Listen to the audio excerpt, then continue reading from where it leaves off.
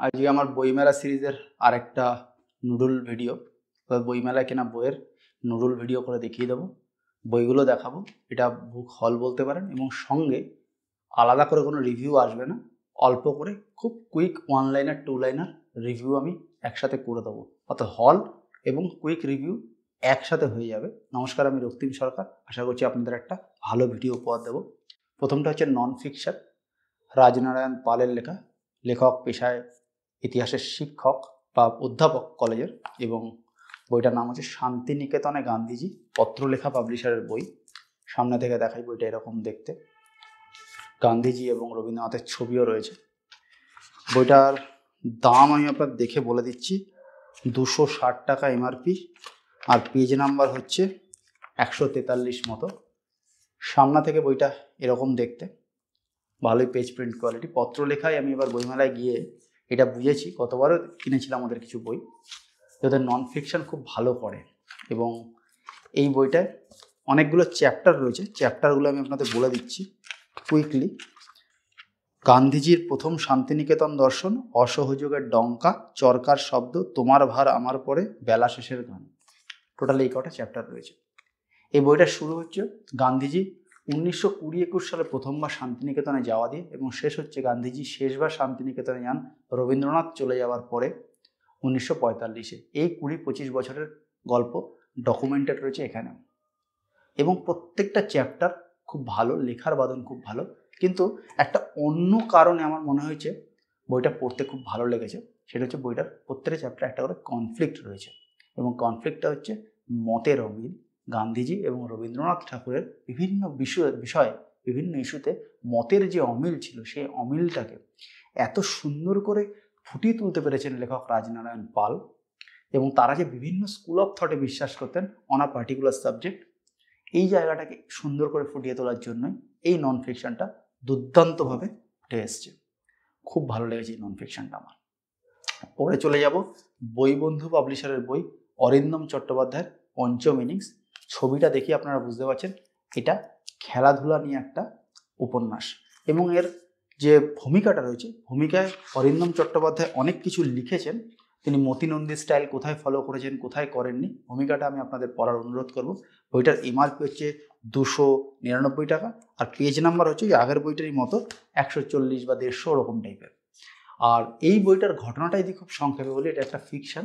এটার মধ্যে একটা খেলোয়াড় তৈরি হওয়া এবং তার সঙ্গে প্রেম, এরকম অনেক কিছু মিলিয়ে মিশিয়ে রয়েছে। এবং সামাজিক উপন্যাস যে কায়দায় লিখতে হয়, একটা কনফ্লিক্ট তৈরি করে সেন্টেন্সের বাঁধনে, সেই কায়দাটাও মোটামুটি রয়েছে। ভালোই লেগেছে। আর পেজ প্রিন্ট কোয়ালিটি বইবন্ধুর ভালোই। আপনারা যদি আমার সেরা 25 সিরিজ দেখেন, তাহলে দেখবেন বইবন্ধুকে ওখানে স্পেশাল মেনশন করা রয়েছে। সুতরাং পেজ প্রিন্ট কোয়ালিটি ভালো বলেই ওখানে পাবলিশারদের যে এপিসোড ছিল, সেই এপিসোডটা কত নম্বর আমার জানা নেই, মানে মনে নেই এখন, সেই এপিসোডে দেখবেন বইবন্ধুর নাম আমি মেনশন করেছি। সুতরাং বইবন্ধু পাবলিকেশনের এই বইটাও আমার ভালোই লেগেছে বলা যেতে পারে। আবারও এটা কিন্তু একটা পজিটিভ নুডল সিরিজ, অর্থাৎ এই নুডল সিরিজের কোনো বই কিন্তু খারাপ নয়। আমি এটা এখন শুরু করেছি, আমি নুডল সিরিজ এবং বুক হল এই দুটোকে কম্বাইন করছি।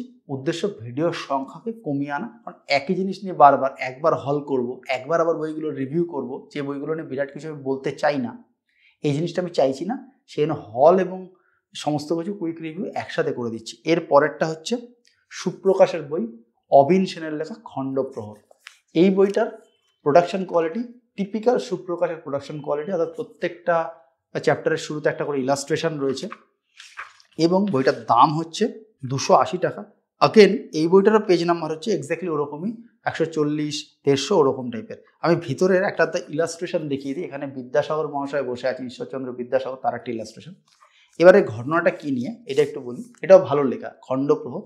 বোঝাই যাচ্ছে একটা ওই নবজাগরণের টাইমে বাংলার একটা নির্দিষ্ট সময়, যেখানে বাংলার বণিক সমাজ এবং ইস্ট ইন্ডিয়া কোম্পানি, এদের মধ্যে একটা এক্সচেঞ্জ অফ থটস হচ্ছে, এবং বিজনেস বলা যেতে পারে টাই আপ শর্ট অফ হচ্ছে, এই ধরনের বিষয়। তার সঙ্গে বাংলার নবজাগরণ, বিধবা বিবাহ, ওই একটা পার্টিকুলার টাইম ফ্রেমকে এখানে উপন্যাসের কায়দায় ধরা হয়েছে, এবং নাম ওই জন্যই দেওয়া হয়েছে খণ্ডপ্রহর। কভারটাও আমার খুব সুন্দর লেগেছে, অনেক কিছু রয়েছে কভারের মতো, অর্থাৎ একটা মানে কোলাজের মতো একটা ছবি উপন্যাসের মাধ্যমে আঁকার চেষ্টা করেছেন লেখক অবিন সেন।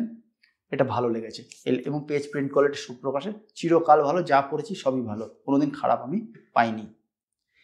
এর পরেরটা হচ্ছে মানে আমার খুব প্রিয় একজন অভিনেতাকে নিয়ে লেখা এবং দীপ পাবলিশারের বই, দীপারুণ ভট্টাচার্যের লেখা, যিনি নিঃসঙ্গ মহুয়া লিখেছিলেন, কামু মুখোপাধ্যায়কে নিয়ে লেখা এই জীবনীমূলক উপন্যাস। খুলে দেখায় বইটা এরকম দেখতে, এরও পেজ নাম্বার হচ্ছে ওই রকমই, ওই 150 ফেরশো ওরকমই, আর এর দাম হচ্ছে 275। ঘটনাচক্রের প্রত্যেকটা বইয়ের দামের মধ্যে 10-15 টাকারই গ্যাপ রয়েছে, স্লাইটলি ভ্যারি করছে, আর পেজ নাম্বারও ওরকম আশপাশ দিয়ে রয়েছে। পিছনে কামু মুখোপাধ্যায়ের একটা ইলাস্ট্রেশন হয়েছে, সামনের ছবিটা তো সবাই চেনে, সোনার কেল্লার ছবি। তো এইখানে কামু মুখোপাধ্যায় ছোটবেলা থেকে শুরু করে তার শেষ জীবনের অংশটাকে বাদ দেওয়া হয়েছে, বাদ বাকি সবটাই তার সত্যজিৎ রায়ের সঙ্গে আলাপ হওয়া এবং সত্যজিৎ রায়ের ছবিতে তার সুযোগ পাওয়া, সমস্ত কিছু 60-এর দশক 70-এর দশক এবং সমাজের কিছু কিছু চিত্র উঠে এসছে। এবং দীপারুণ বাবু তার এই ধরনের উপন্যাস, আমি এটা দ্বিতীয় পড়লাম এবং তার লেখাও আমি দ্বিতীয় পড়লাম।